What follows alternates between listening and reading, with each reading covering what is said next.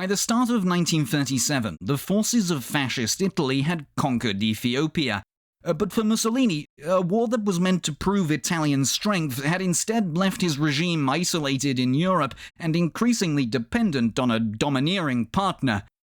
So, why was Italy so fixated on Ethiopia? And, even in victory, how did the conquest of an African empire show that Rome was the weakest of Europe's powers on the eve of World War II? Well, just 5 years before Italy joined World War II as an Axis power, the Italians had been making anti-German military pacts with France and Britain. And as Italy massed forces against Ethiopia in 1935, the Germans shipped weapons to the Ethiopians. Subduing Ethiopia, commonly called Abyssinia at the time, had been an Italian goal since long before Benito Mussolini and his fascist party seized control in Rome in 1922. The Italians had reached the Abyssinian border by the 1870s, establishing their first colonies in Eritrea and Somaliland. They wanted to build a worthy colonial empire, but Italy was late to the colonial game. The age of imperialism was already well underway by the time of Italian unification, and that pushed the Italians towards an opponent they weren't quite ready for. In 1895, the Italians went to war to make Ethiopia a protectorate, and to their great surprise, it went really badly for them. A series of savvy 19th-century Abyssinian emperors had strengthened central authority and doubled the empire's size. Helped along by Russian advisors, Emperor Menelik II had partly Europeanized his army, and he smashed the Italians at the Battle of Adwa in 1896. Italy was humiliated, forced to recognize Ethiopian sovereignty, and Britain and France followed suit shortly afterwards. Mussolini's Second Italo-Ethiopian War kicked off 4 decades later in October 1935, when General Emilio de Bono launched a disheveled army of regular Italian divisions, fascist militia, and colonial auxiliaries across the Eritrean frontier. According to Mussolini, the ultimate purpose was to secure Italy's European position. The end result would be not quite that. By 1935, Ethiopia under Emperor Haile Selassie was a member of the League of Nations. So was Italy under Mussolini, and the League's covenant, signed in the aftermath of World War I, committed members to resolving disputes through peaceful means. In practice, it was only ever as effective as its most powerful members allowed it to be, and Mussolini had been defying the League since just 10 months into his time as Italy's leader. He had triggered a crisis by bombing the Greek island of Corfu in 1923. As tensions mounted between Rome and Addis Ababa through the summer of 1935, the League's great powers had it out in Geneva and Paris, with Mussolini making it clear that the alternative to great power pressure making the Ethiopians cave would be delivered with bombs and bayonets. In the 1930s, Italy, Britain, Germany, and France competed for strategic advantages in a war that no one wanted, but everyone saw coming. Europe's fifth great power, the Soviet Union, at that point was a diplomatic pariah. 3 of them had been on the winning side of World War I.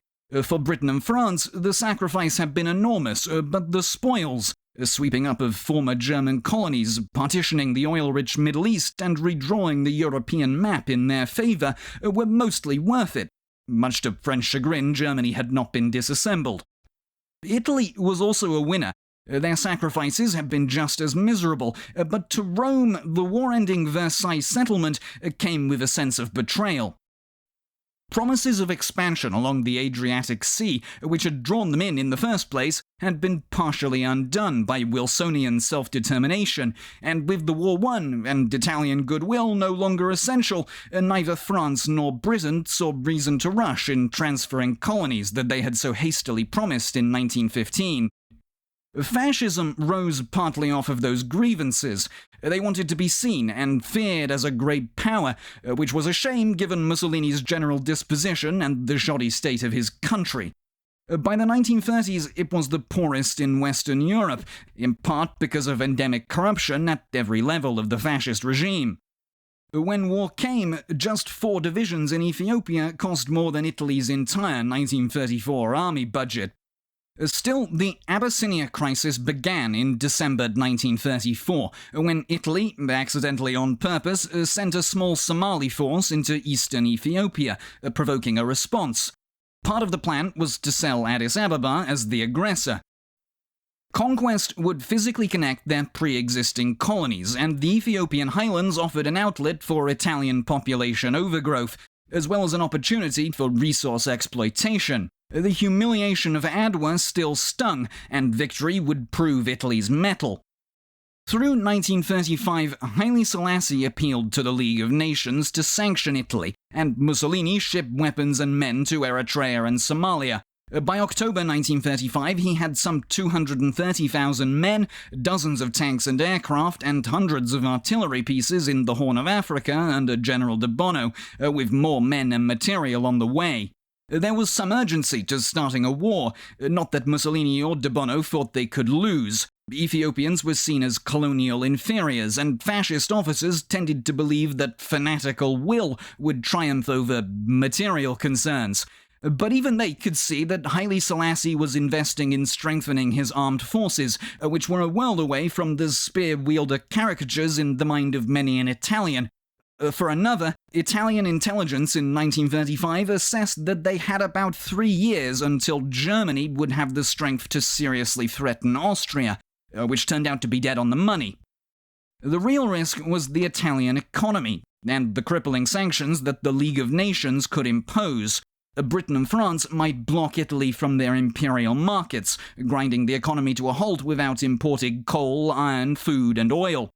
Britain could cut Italy off from East Africa by closing the Suez Canal. Mussolini had hostile relations with France in particular through the 1920s, but to Paris the true enemy was always Germany. Unlike Berlin, Rome didn't want to destroy the Versailles Order as much as they wanted to join it, with a state covering historical Italy, regardless of who lived there now, and a respectable empire abroad, just like the British and the French. Countering German rearmament with them was a natural source of leverage to be put towards those goals. The fall of the Weimar Republic back in 1933 probably gave more than one Frenchman a heart attack. It wasn't all that welcome in Rome either, with an expansionist Germany threatening Mussolini's influence across southeastern Europe, as well as his Austro-fascist allies in Vienna and Italy's German-inhabited South Tyrol province. In January 1935, the French leader Pierre Laval met with Mussolini to initiate a Franco-Italian rapprochement. In April, Britain joined them in the so-called Stresa Front, an explicitly anti-German pact condemning Nazi violations of the Treaty of Versailles, and of particular importance to Mussolini to stand together against an Anschluss of Austria. France had one concern, and it wasn't in Africa. So a secret provision of the Mussolini-Laval Accord promised Italy a free hand in Ethiopia on the condition that the Djibouti-Addis Ababa railway remain French-owned. Through mid-1935, Pierre Laval applied pressure within the League to get Mussolini an Abyssinian protectorate. What Paris did not want was a war. Better that Italy's full force be ready in Europe. As a result, the head of the Italian armed forces, Marshal Pietro Badoglio, was busy drawing up plans against Germany through much of 1935, and fascist lackeys like Rodolfo Graziani and Emilio de Bono were left to plan the war in Ethiopia. Britain condemned the military build-up in East Africa, and the Foreign Secretary Sir Samuel Hoare publicly threatened war in September 1935. That same month, a fleet of Atlantic-based battleships were sent to cruise by the Italian peninsula. British public opinion was for Ethiopia, but for 3 reasons the threat from London was ignored. First, the Stresa Front wobbled almost immediately when the British signed a naval pact with Germany in June 1935, driving a rift between them and the French. Then, a spy in the British embassy in Rome leaked British intentions to the Italians, and their ambassador in London reported that the Royal Navy opposed protecting a country of little strategic interest. Third, Mussolini and his naval staff convinced themselves that they could hold the Mediterranean using aircraft and submarines. Betting that Britain was bluffing, Mussolini ordered de Bono's army to advance in October 1935, with assurances from Laval that League sanctions would be minor and condemnation nominal. Within a few days, they'd captured the site of their 1896 defeat at Adwa. Things went downhill from there.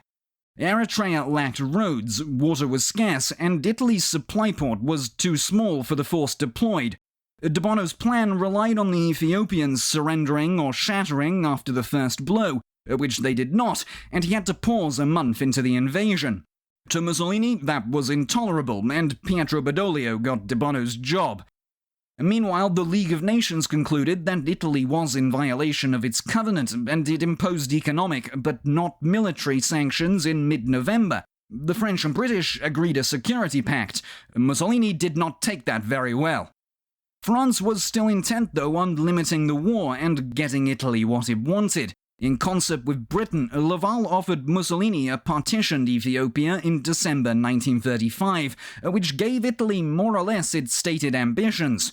But upon the plan reaching the newspapers, the outraged publics of France and Britain made it untenable. Laval's government fell, and whatever trust Mussolini had for the Western powers was over. On the 5th of May 1936, Marshal Badoglio entered Addis Ababa after a brutal campaign from the coast. Italian air power, massed artillery, and a liberal use of poison gas had forced Haile Selassie into exile.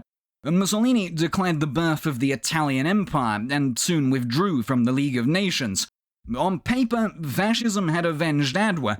In practice, Italy had spent a fortune and staked its great power status on fighting an agricultural state with every weapon modern industry could provide. Mussolini was left overextended in Africa, and the one power he had to contain to not become a sideshow was left as his only viable ally. Within 5 years of the proclamation of the Axis powers, British imperial troops and Ethiopian resistance fighters had dismantled Italian East Africa. The countryside had never been truly pacified. After failing to deny the Mediterranean to the Allies in World War II, by 1943 the soft underbelly of German Europe buckled, and Mussolini was deposed by Badoglio and the king. Italy invaded Albania, a country it already controlled, in 1939. If you want to see how that went, check out the video to the left, or see how Mussolini learned that aggression brought rewards in the one on his inaugural crisis, Corfu. As always, I've been James, and thanks for watching Look Back History.